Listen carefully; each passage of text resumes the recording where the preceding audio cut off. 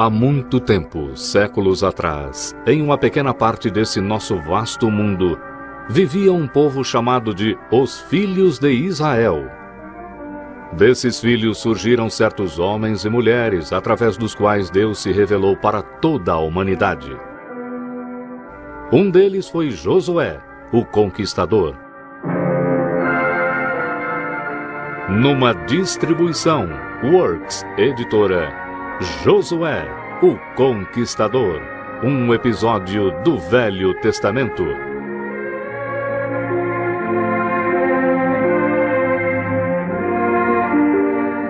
Versão brasileira, Estúdio de Cinema, São Paulo. O povo de Israel estava acampado na fronteira da terra de Canaã. Sob a liderança de Moisés, eles foram libertados da escravidão no Egito e viveram 40 anos no deserto. Antes da sua morte, Moisés, a mando de Deus, havia escolhido um novo líder para o seu povo. Seu nome era Josué. Quando jovem, Josué explorara a terra de Canaã. Foi ele que destemidamente instigou o povo a entrar na terra prometida. E foi ele que, durante as suas jornadas, trabalhou lado a lado com Moisés. Agora, Deus estava orientando e encorajando Josué, como fizera com Moisés. Meu servo Moisés está morto. Levanta-te, passa o Rio Jordão, tu e todo o povo de Israel, à terra que eu dou a eles. O grande momento de Josué havia chegado, mas a sua tarefa parecia além da força humana. Pois dessa vez o Jordão transbordava por causa das cheias e estava muito profundo e veloz para a travessia das pessoas. Mas Deus tranquilizou Josué. Não temas, nem te espantes, porque o Senhor teu Deus está contigo por onde quer que andes. Quando Josué ouviu essas palavras do Senhor, ele resolveu dizer para o seu povo se preparar imediatamente para cruzar o Jordão e ir para Canaã. Levaria muitos dias para os israelitas, que eram milhares de pessoas, irem do seu acampamento até as margens do Jordão. Enquanto isso, Josué decidiu enviar homens na frente para explorar a terra, principalmente a cidade de Jericó, que ficava logo além do rio. Descobri quão forte é a cidade, o tamanho dos seus muros e o número dos seus soldados, pois temos que tomar Jericó antes de podermos ir mais adiante na terra de Canaã. Vão, Deus esteja com vocês e lhes traga de volta em segurança. Os espiões foram cautelosos. Mesmo assim, foram vistos entrando em uma certa casa em Jericó, e soldados correram para lá para prendê-los. Uma mulher de nome Raabe vivia naquela casa, e os soldados falaram asperamente com ela. Chame os homens que vieram à sua casa. Eles são espiões. É verdade que vieram homens, mas eu não sabia de onde eram. E, como já estava escuro, os homens se foram, mas se apressem e irão alcançá-los. Mas era a vontade de Deus que os espiões não fossem presos. Raabe os tinha escondido em um lugar seguro.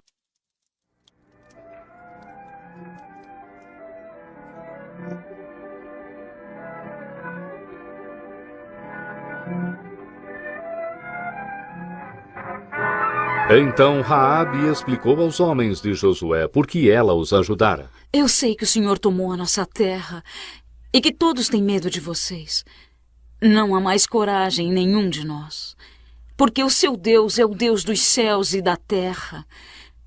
Temos ouvido que o Senhor secou as águas do Mar Vermelho diante de vocês quando saíram do Egito.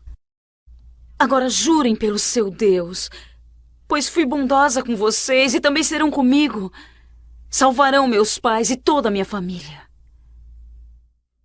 Nossa vida responderá pela sua. Se não denunciar porque viemos aqui, seremos bondosos com você quando o Senhor nos der essa terra.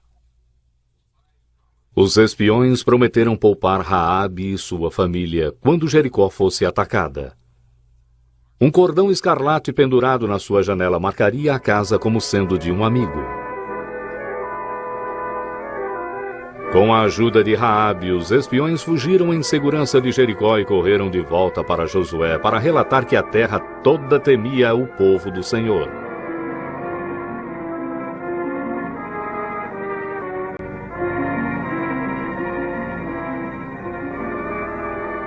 Finalmente chegou o dia da entrada em Canaã.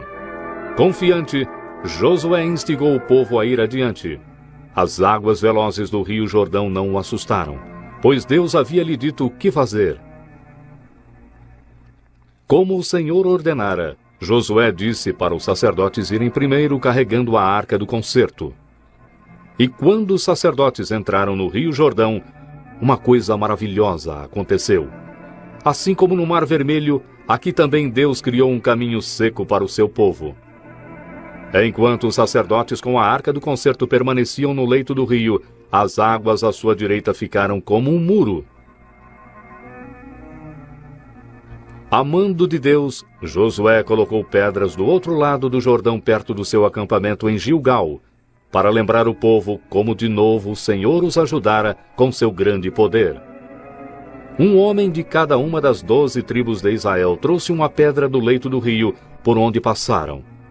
E Josué falou ao povo: Quando seus filhos, no futuro, perguntarem aos seus pais o que significam estas pedras, então dirão a eles: os israelitas passaram este Jordão no seco. O Senhor nosso Deus fez secar as águas do rio, assim como o Senhor nosso Deus fez secar as águas do Mar Vermelho, para que todos os povos da terra conheçam sua mão, que é forte, e para que temam a Ele todos os dias. Agora o portão da cidade de Jericó foi bem trancado.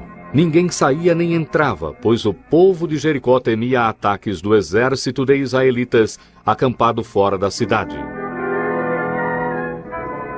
E quando Josué saiu para olhar a cidade e viu os grandes muros, ele se perguntou como eles seriam capazes de tomar a cidade. Mas enquanto ele estava lá, perdido em pensamento, de repente viu alguém perto dele. Era um homem, vestido como um soldado, carregando uma espada reluzente na mão. Então Josué perguntou para ele: É um dos nossos ou dos nossos inimigos? Nenhum dos dois. Eu sou o príncipe do exército do Senhor. Que diz meu senhor ao seu servo? Tira os teus sapatos, porque o lugar em que estás é santo. Josué obedeceu ao seu visitante celestial, e assim, enquanto ele ouvia, o Senhor revelou o seu plano para tomar Jericó. Um plano que Josué seguiu quando ele atacou a cidade. No dia seguinte, quando o povo de Jericó olhou pelas suas janelas, viu uma estranha procissão andando em volta dos muros da cidade. Primeiro vinha um grupo de homens armados marchando em silêncio.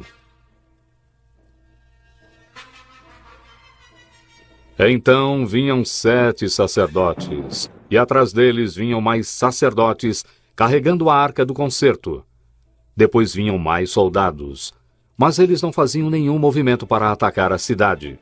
Tudo era muito estranho. Eles marchavam em silêncio em volta da cidade, sem nenhum barulho, exceto o som dos seus pés no chão.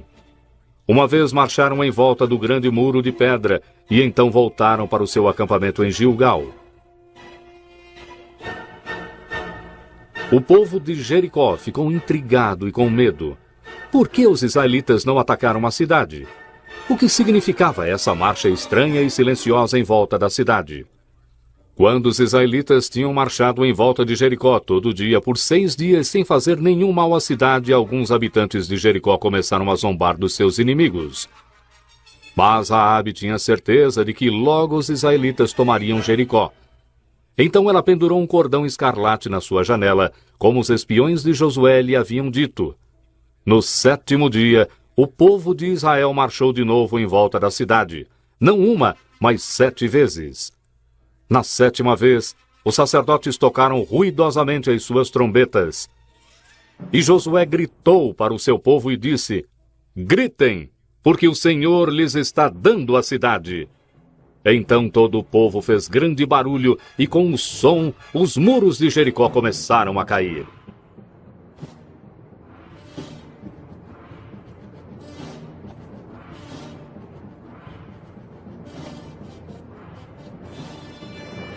Os israelitas entraram em Jericó e tomaram a cidade.